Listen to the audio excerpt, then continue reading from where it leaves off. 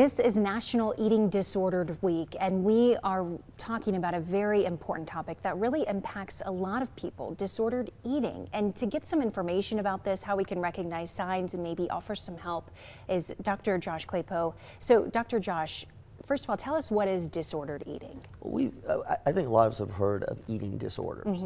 And disordered eating is really sort of describing a relationship with food. And so it's a different name, but we're talking about eating disorders. And the thing that I think is so important is this impacts about 28 million people a year, which is roughly 9% of our population. That's high, and it's more prevalent in women than men, but a very significant amount of men also suffer from eating disorders or disordered eating, and it cuts across socioeconomic status, ethnicity, race, so it's not one particular group.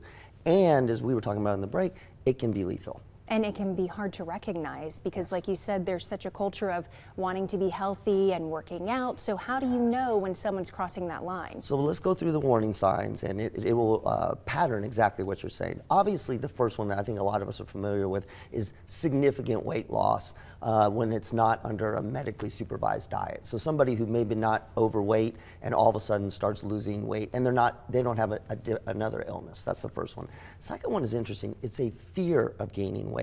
This is not, I don't want to gain weight, I don't like to gain weight. It's almost like a phobia with the thought of gaining weight.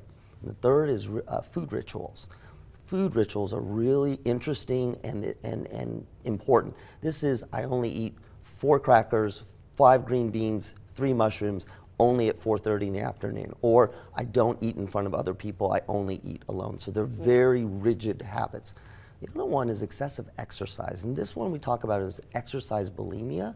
The idea is somebody may have eaten a big meal, or maybe they think that they've gained a little weight, and then now they're working out for 2 hours every day, 3 hours every day, maybe once or twice a day. And if you think about that one, that describes a lot of people, but you don't know what's behind that. And then the last one, obviously, is well, this one has social isolation as well as distorted body image, so they don't see themselves the way other people see. And I know if you comment on a person's body, like just how they look, a person who might be going through this, it can be a trigger and can really push them away if you're trying to help. So what is the best way to approach a person who you think might have an issue? How do you get them help? Well, it is really difficult. The National Eating Disorders Association has a great webpage. There's nothing wrong more than saying, I'm concerned about you. Okay. When in doubt, I'm concerned about you, talk about it, have a conversation, realize you may not be able to convince them, but having that conversation, pointing them to resources is usually the best way to go about it. And we have that information on the screen there. So Dr. Josh, as always, we appreciate you coming in and especially talking about this important topic with us today.